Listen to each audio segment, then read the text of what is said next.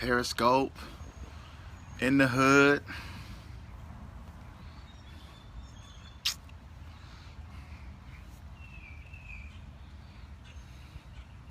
What's up, y'all? Know we haven't talked in a minute. Got something I want to talk about. What's up? What's up? Miss Prissy. Good afternoon. What's up, y'all? What up? What up? Music. Tim Bailey. What's up, Tim? Florida, Alabama. I got something I want to talk about. A couple things one thing I want to talk about now, but something else me and my friend's gonna be talking about soon. I want to let y'all be aware of. What's up, H-Town? Monroe's good to me. I love Monroe, Louisiana. Y'all come on in. I want to talk about something briefly on this wonderful Thursday. This is the Thursday that the Lord has made. I choose to rejoice and be glad in it. Praise 92.1, that's it. Being glad is a choice. You are responsible for your thoughts, feelings, and actions, as I've been talking to you about. Nobody can make you have a sad day. You choose whether or not you want to allow someone and what they do to you or say to you to influence your day. It's your choice to be glad, to be thankful, to be grateful, to be happy. Listen, I want to talk about something. What's up? Well, Blair Monique, I know it's a choice. Nobody can make you upset. They can do things that can create anger inside of you, but it's how you process it. It's your perspective. Y'all, it's raining crazy.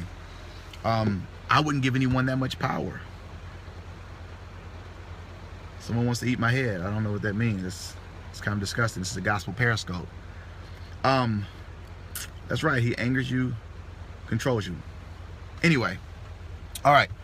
So I want to talk about the difference between, a lot of times you hear people say, I made a mistake. Everybody makes mistakes. When someone messes up or someone makes a bad decision, and you hear people talk about mistakes. There's a difference between mistakes and choices. I've made mistakes. I've made some terrible choices as well. The block ministry is on sabbatical. We're not going to even block. I don't even have time to get caught up into that tonight. So the block ministry is on sabbatical. So just ignore them and just focus on me and focus on the message. So anyway, there's a difference between mistakes and choices. Now, a mistake is something that's done unintentional, without knowledge of what you're doing. For instance, you forget to add an ingredient in something you're making, a cake or something. You make a mistake. Or you forget to charge your laptop and you get to a mistake. Cheating on your spouse is not a mistake. That's a choice.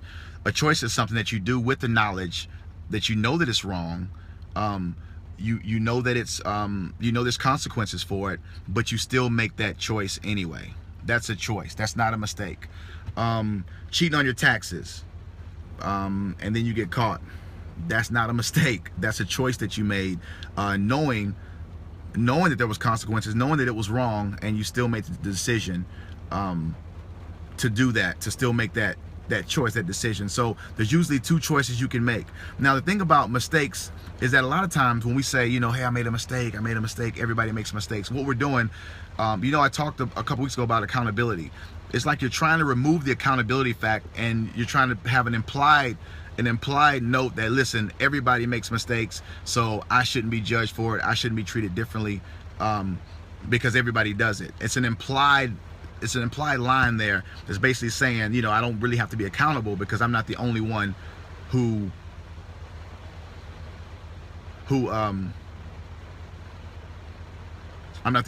makes mistakes. But when you realize, I don't know what this is the weirdest comments. I don't even know what yeah. So, and for me, y'all, of course, I've been sharing with y'all what I've been going through, every Wednesday, going to my classes, my therapy. And it helped me because I was one that said, I made a mistake. And it wasn't a mistake. It was a choice. I chose to not respect my marriage the way I should have. That wasn't a mistake. It was a choice. I knew exactly what I was doing, whether or not it was done in a split second. It doesn't matter. It was still a choice that I made. And in order for me to accept accountability and to not make the same choice again, I had to first own and say, you know what, it wasn't a mistake. It wasn't an accident. It wasn't unintentional. But it was a deliberate act that I knew was wrong. I knew there was consequences for it. I knew that it wasn't, that it didn't have nothing to do with what everybody else is doing. It was a choice that I made. And what happens is, whenever you have a problem admitting something that you did wrong, whenever someone asks you, or you have a problem admitting it, not that you don't have to tell about your business, but it builds up shame on the inside of you, and then that shame will cause you to repeat the same choice again. If you don't understand that it's a choice, if you're not able to admit, say, you know what, I made a bad choice. I made a horrible decision. If you can't first do that, you can never begin to heal, and you can never guarantee that you won't do it again. You may still do it again, but you're almost guaranteeing you're going to do it again if you're saying, you know what, I made a mistake. Everybody make mistakes. I'm not the only one. What about you? It can't be about other people. It's got to be about you. It's got to be about James. I can't spend time remember I told y'all a couple weeks ago, my therapist told me, she said, James, you have to grasp the fact that you may never be forgiven by people, and people may never trust you again. And that was kind of a hard pill to swallow, to say, wow, no matter what I do in my life, people may never trust me again. She says, yes, that's important, because that's a controlling behavior for you to try to control people's feelings about you. That's the whole issue we talked about, is that it's all about controlling. And so when you realize that, it's like, you know what, I'm only responsible for me. I'm not responsible for how other people want to judge me, or if they forgive you, if they don't forgive you, if they trust you again. If you've messed up with someone, the best thing you can do is focus on just becoming a better person. Because if your focus is on just trying to control them to respect you, you'll lie, you'll deny, you'll blame, you'll justify. Remember we talked about that? You'll do those things, you'll minimize those 5 things. You'll minimize, because what you want to do is, your focus is not on getting better. Your focus is on you want to just be forgiven. You just want to be loved again. You want to be trusted again. So you'll control the situation, and you won't even focus on you. Remember this: anytime you focus on other people's bad behavior, it prevents you from correcting your own bad behavior. So during this season I've been in for the last 18 months, it hasn't been about anybody else.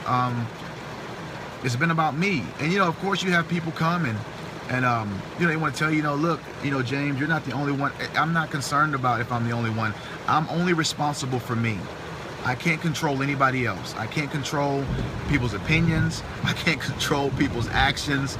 I can only make sure that God knows that I'm being intentional about being accountable, first of all, and through that accountability, admitting and getting the help and understanding where it all comes from. The first thing I had to understand, y'all, about domestic violence was that it has nothing to do with anger, that it has to do with power and control. I went when I first started getting therapy, I thought it was just about, hey, for a split second, I just lost my temper, and then my therapist had to help me understand that it was not about anger. You don't have to be angry to try to control people. Physical violence is the last form of abuse on the power wheel. There's 18 other forms. It doesn't get physical until that person realizes, you know what, these other ways aren't controlling me anymore, so now I got to take it to the next step, which usually involves physical violence.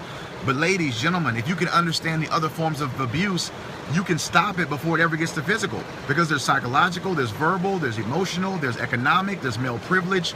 There's so many other forms of abuse that happens before there's any narcissistic behavior, before it ever gets to the physical violence. So a lot of times we just want to focus on physical, but it's the forms of abuse that people can't see. There's not a bruise. There's not a physical bruise there. And of course there's bruise of emotions and the mental, but the forms of abuse, I told you, there was over 200 women that were interviewed, and every single one of them, 200 to 0, said the psychological abuse did more damage to them than the physical abuse ever did. So just wanted to kind of just tell y'all, it's not a mistake, it's a choice. Choices that are made that are negative are not just mistakes. Mistakes is something that you didn't intend to do. It was unintentional. Like you know, like I said,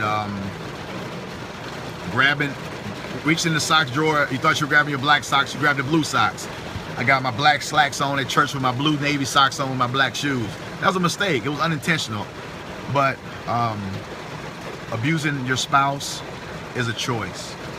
Cheating on your spouse is a choice. Disrespecting your spouse is a choice. Love y'all so much, man. Y'all have an awesome Thursday. Just kind of wanted to share that with y'all. Y'all keep praying for me, and man, I'm excited about what God is doing and what He's going to continue to do in my life. And I think that I'm praying for everybody who's been victims, who's been a perpetrator of. If you're a perpetrator of domestic violence or abusive relationship, if you're one of the ones that's doing that, it's okay to get help. You can't. It's not. You know, it ain't just about praying.